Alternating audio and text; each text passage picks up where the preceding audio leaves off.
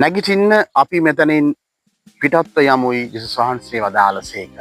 යේසුස් මේ එක තැන ඉන්න චරිතයක් නෙමෙයි. එක තැන හිතේ චරිතකුත් නෙමෙයි. උන්වහන්සේගේ වැඩේ තිබුණේ තැනින් තැන.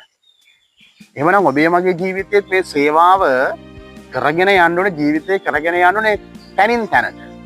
සමහර අය අර සමහර වචනයක් තියෙන ප්‍රාණ භුක්තිය තියාගෙන ජීවත් වෙනවා කියලා. පරම්පරාවෙන් ලැබුණු තැන මේ ගෙදරම තමයි ජීවත් වෙන්නේ.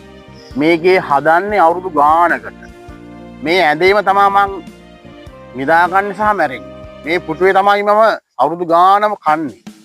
මේ පිඟාන තමයි. සමහර අල්මාරිය අරපුවාම මේක හොඳට පේනවා. නමුත් ඔබට අද කතා කරන දේ ඊට වඩා වෙනස්. ඊට වඩා වෙනස්. ජේසුස් කියන්නේ ඔබ තනින් තැනට ජේසුස්ගේ වචනේ අරගෙන යන්න.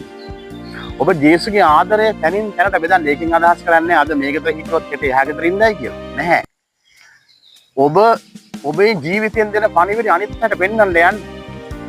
ඔබේ ජීවිතයෙන් ජේසුස්ගේ පණිවිඩය බෙදා හරින්න ඔබ තනින් තැනට යන්න. එක්කෙනෙකුටම නෙමෙයි. අනිත් පැත්තට දෙන්න. ඔබ ජේසුස් පිටයි.